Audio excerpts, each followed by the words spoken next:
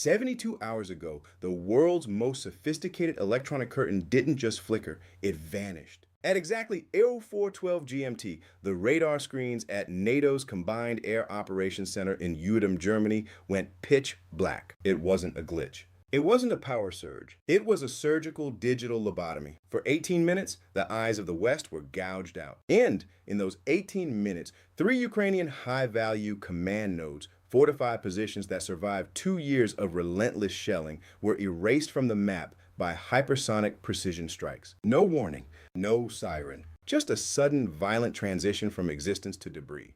Welcome to Global Gridlock. I'm Jack Sterling. The Pentagon spent 40 years and trillions of dollars building a glass house. They called it full spectrum dominance. The idea was simple. We see everything, we know everything, and therefore we control everything. But while we were busy admiring the view, Vladimir Putin was figuring out how to smash the glass. What we witnessed 3 days ago wasn't just a tactical victory for Moscow.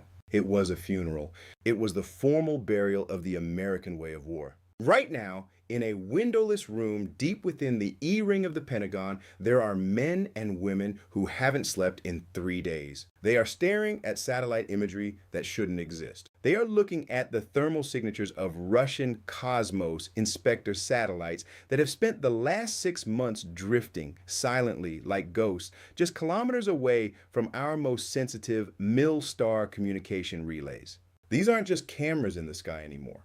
They are scalpels. The scramble was frantic. Within seconds of the blackout, the National Reconnaissance Office tried to reposition the Keyhole 11 constellation to get eyes on the impact zones. Nothing.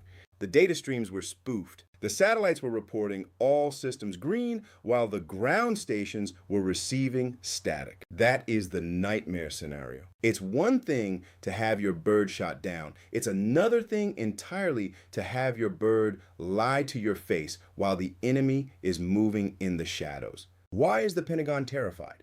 Because they realize far too late that the backdoor war isn't coming.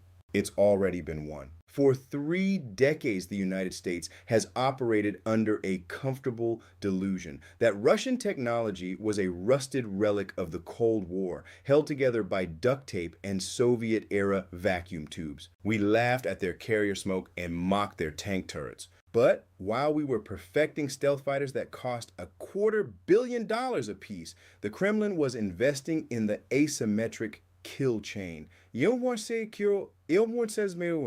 They didn't need to build a better jet, they just needed to make sure our jet couldn't talk to its pilot, its base, or its missiles. This is the collapse of the 30-year military order. Since the first Gulf War, the global hierarchy was built on the information edge. If you had the best GPS, the best real-time data, and the best satellite uplink, you were God.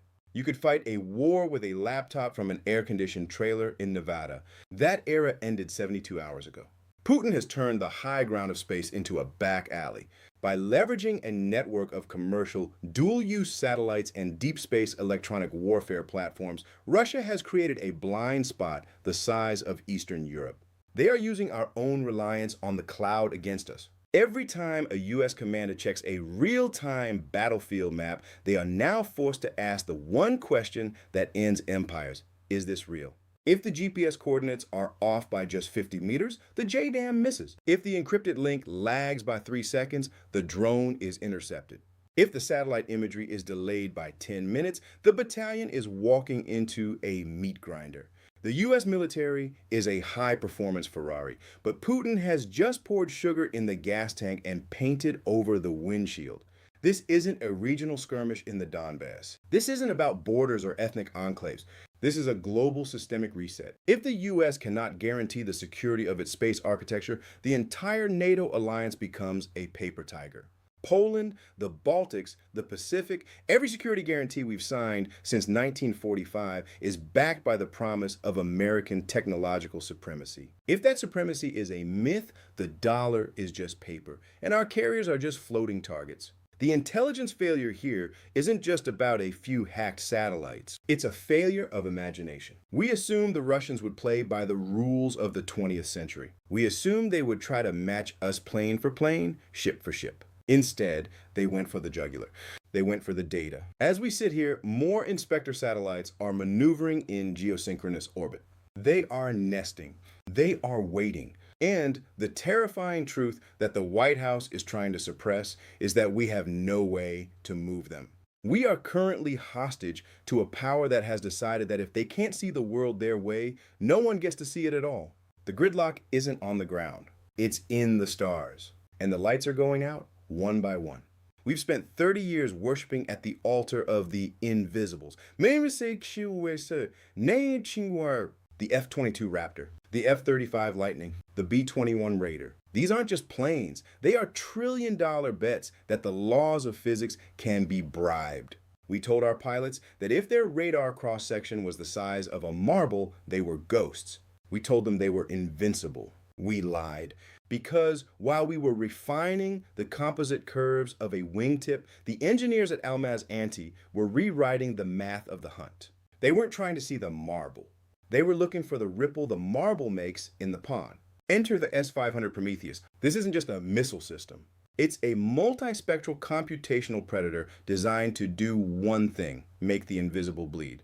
To understand why the Pentagon is currently in a state of quiet, dignified panic, you have to understand the frequency war. Stealth is a specialized trick. It's designed to defeat X-band fire control radars, the high-frequency, short wavelength beams that missiles use to find their final kill track. You shape the plane, you hide the heat, and the X-band bounces off at an angle, leaving the radar screen empty. But physics is a cruel mistress. The S-500 doesn't just use one eye. It uses a tiered architecture of frequencies that talk to each other in real time. It starts with the 91N6A acquisition radar, Big Bird's meaner digital brother. It operates in the S-band. Then you have the 76T6 and 77T6 multi-mode engagement radars. These things are pushing L-band and X-band pulses simultaneously. Here is the engineering war in a nutshell. A stealth aircraft might be a ghost to X-band, but to a long wavelength L-band radar, that $150 million fighter is a giant metallic disturbance in the force. The L-band finds the general box where the plane is hiding. It whispers to the S-band. The S-band narrows the search. Then, the S-500's processors, custom-built hardened silicon that ignores our traditional jamming, run a series of non-cooperative target recognition algorithms. They aren't looking for a radar return anymore. They are looking for the void. They are looking for the hole in the background radiation of the sky. Mathematically, the S-500 doesn't need to see the F-35. It just needs to calculate the exact coordinates of the space where the F-35 is supposed to be and isn't. It's a negative space hunt. And once that math checks out, the Prometheus doesn't just fire, it executes. And then comes the kinetic reality. The steel in the sky? When the S-500 launches, it isn't sending a standard surface-to-air missile. It's launching the 77N6N and the 77N6N1 interceptors. These are not weapons. They are hypersonic sledgehammers. We're talking about Mach 9, 9 times the speed of sound. At that velocity, the air in front of the missile turns into white-hot plasma.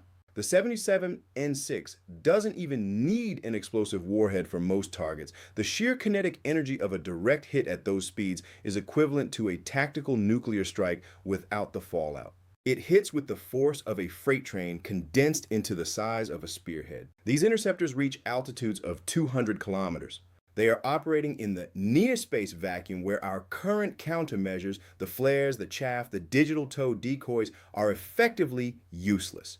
You can't pop flares in a vacuum and expect them to confuse a seeker that is tracking your airframe's molecular friction. There is no American countermeasure for the 77N6 because we never thought we'd be the ones being hunted in the stratosphere. We built the Aegis and the Thaade to hit dumb ballistic missiles following predictable arcs. The S-500's interceptors are smart. They have active grid fin control and cold gas thrusters for terminal maneuvering. They don't just fly, they hunt. Now, I want you to put yourself in the cockpit of an F-22 over the Black Sea. You're at 60,000 feet. You feel like a god. You're in Super Cruise, gliding through the thin air without even engaging your afterburners. Your cockpit is a masterpiece of ergonomics. The glass displays are showing you a clean sky. You are the apex predator. Your stealth indicator is green. You are a ghost. And then the tone starts. It's not the frantic, high-pitched chirp of an old-school radar lock. The S-500 is more sophisticated than that. It's a low intermittent pulse. Your electronic warfare suite is trying to categorize the threat, but the library is empty. The signal is hopping across 1,000 frequencies a second. It's LPI, low probability of intercept, but you are intercepting it. The realization hits you like a bucket of ice water. If you can hear them, they can see you. You bank hard, pulling 9 Gs, trying to put a terrain feature between you and the source. But there is no terrain at 60,000 feet. You're naked. You look at your fuel state, you look at your weapon base, you realize that every advantage you were sold in flight school, the radar absorbent material, the internal weapon carriage, the low observable nozzles, is now just dead weight. The tone goes solid, a continuous haunting hum that vibrates in your teeth. That hum is the sound of the 77N6N1 waking up. It has just cleared the atmosphere. It's 500 miles away, but at Mach 9, it will be in your cockpit in less than 3 minutes. You pop your internal jammers, flooding the sky with digital noise. You wait for the brake lock signal. It never comes. The S-500's L-band array is burning through your jamming like a searchlight through fog. The computer on the ground isn't being fooled by your fake echoes. It's simply averaging the noise and hitting the center of the bloom. In that moment, the silence in the cockpit is deafening. You realize the engineering war was over before you even took off. The trillion-dollar shield has shattered. You aren't a ghost. You're just a man in a very expensive, very fast metal coffin, waiting for a hypersonic kinetic slug to turn you into a memory.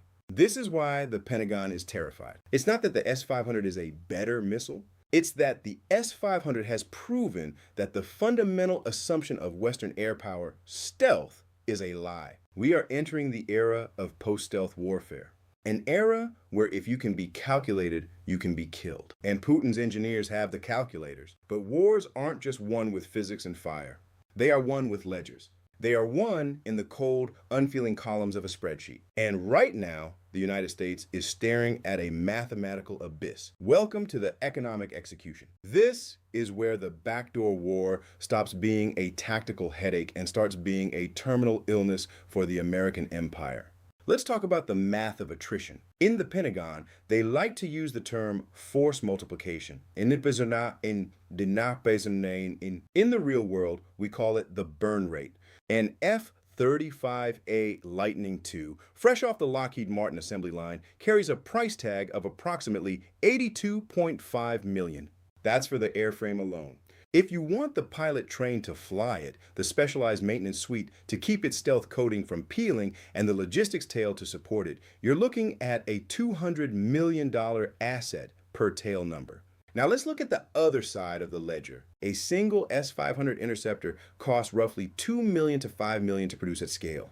Do the math. For the price of one F-35, Vladimir Putin can launch 40 interceptors. Even if the S-500 has a dismal probability of kill of only 25%, which it doesn't, the math still dictates that the United States loses. This is the economic inversion. It is a state of warfare where the defender spends significantly less to destroy an asset than the aggressor spent to build it. We are currently spending $80 million to lose, while the adversary is spending $5 million to win. In a war of attrition, that isn't a challenge, it's a mathematical certainty of defeat. You cannot outproduce a 16-to-1 loss ratio, no matter how much currency you print. And that brings us to the industrial bottleneck. If an F-35 is shot down over the Black Sea today, how long does it take to replace it? The current lead time for a new 5th-generation airframe is 18 to 24 months. That's assuming the global supply chain for specialized semiconductors and rare earth magnets isn't compromised, which, by the way, it is. We build exquisite platforms. We build Ferraris in a world that needs T-34 tanks. But the airframe isn't the real bottleneck. It's the meat in the seat. It takes 3 years and roughly $11 million to train a single 5th-generation fighter pilot to combat-ready status. That is a human asset that cannot be surged. You can't 3D print a pilot with 1,500 hours of flight time and the instinct to survive a Mach 9 intercept. When a pilot goes down, that knowledge, that investment, and that capability are erased instantly. Compare that to the Russian or Iranian defense model. They aren't trying to build the perfect invisibles. They are building good enough systems at a renewable rate. They have moved to a war footing where their production lines for missiles are running 24/7, decentralized and hardened against airstrikes. They are treating missiles like bullets, disposable, cheap, and infinite. We are treating our planes like crown jewels, irreplaceable, fragile, and few. The U.S. Air Force is currently facing a pilot shortage of nearly 2,000 personnel.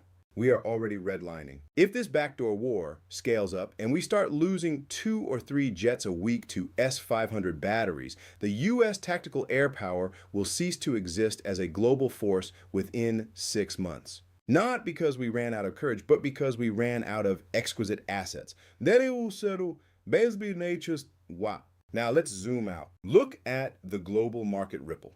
The world isn't watching this in a vacuum. The markets are watching. Every time a Russian satellite darkens a NATO screen or a Prometheus battery locks onto a Western jet, the risk premium on global trade spikes. Look at the Persian Gulf. Insurance premiums for oil tankers are currently tethered to the perceived invincibility of the U.S. Navy.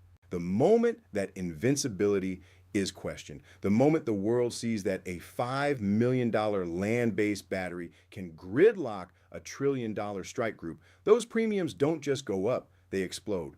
When it becomes too expensive to insure a barrel of Brent crude, the price at the pump in Chicago or London doesn't care about stealth technology. It cares about supply. We are looking at a projected oil spike of 40% in the event of a sustained electronic warfare blockade in the Middle East.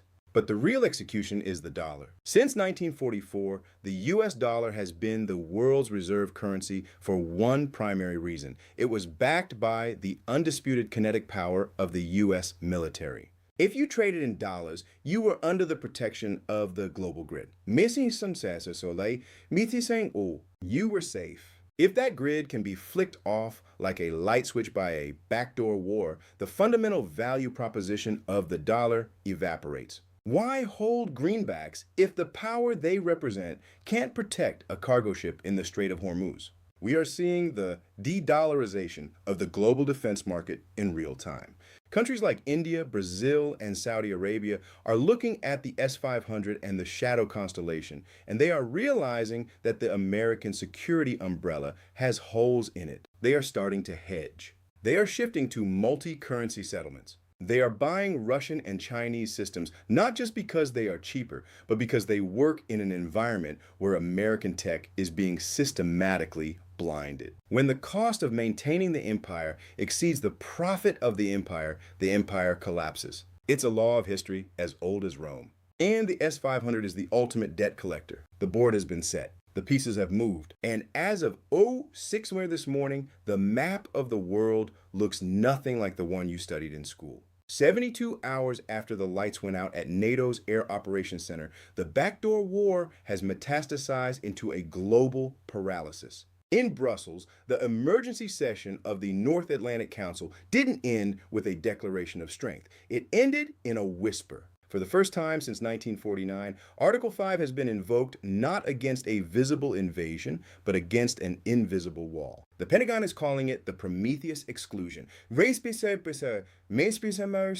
As we speak, Russia has activated a contiguous chain of S-500 and S-400 batteries stretching from Kaliningrad to Sevastopol and down through their permanent bases in Syria. They've exported the backdoor logic to Tehran. The result? A 600-kilometer no-fly zone now blankets the most volatile corridors of the Middle East. It's a kinetic dome that doesn't just stop missiles, it stops American influence. Look at Israel. For decades, the Israeli Air Force operated on the red line principle. If a threat emerges in Lebanon, Syria, or Iraq, the IAF erases it with impunity. That era ended yesterday. With S-500 batteries now integrated into the regional Shadow constellation, the IAF's F-35s are no longer ghosts, they are targets. Jerusalem is realizing that their qualitative military edge has been blunted by a Russian-made digital ceiling. The red lines haven't just been crossed, they've been erased. But the real earthquake is happening in the Pacific. In Beijing, they aren't just watching, they are calculating. China has seen the S-500 dismantle the myth of U.S. stealth in a matter of days. They see the industrial bottleneck, the reality that the U.S. cannot replace what it loses. The People's Liberation Army has just shifted its posture. They've seen that the full spectrum dominance of the US Navy is tethered to a satellite architecture that is currently being spoofed, blinded, and held hostage. The first island chain is no longer a barrier. It's a target-rich environment where the hunter has become the hunted. If the US cannot guarantee the high ground of space, they cannot hold the Pacific. Period. The new map of the world is a map of hard zones. The days of the US global policeman flying anywhere, anytime are over. We are retreating into a world of fractured bubbles. If you are inside the Prometheus dome, you are in a different reality, one where American carrier groups are just slow-moving targets, and stealth is a word from a bygone era. The intelligence scramble wasn't a one-off failure. It was the Pearl Harbor of the information age. The difference is, this time, we don't have the industrial base to build a new fleet in 3 years. We don't have the engineering war won. And we definitely don't have the economic execution in our favor. We are witnessing the great gridlock. Philosophically, we have reached the end of the uncontested century. Since the fall of the Berlin Wall, the West operated under the assumption that technology would always be our shield. We believe that math was our ally, but math is objective. Math doesn't care about ideologies or global orders. And the math has shifted to the East. The era of American uncontested skies is dead. It died in the 18 minutes of silence over Germany. It died in the hypersonic arc of a 77N6 interceptor. It died in the cold realization that our trillion-dollar bets have been hedged out of existence. The world is no longer a global village. It's a series of dark rooms, and we just lost the flashlight. This is the reality the mainstream media won't tell you. They'll talk about tensions and diplomacy. They won't tell you that the very foundation of Western power, the ability to see and strike with impunity, has been surgically removed. The gridlock is here. The world has changed. Subscribe to Global Gridlock to stay ahead of the curve.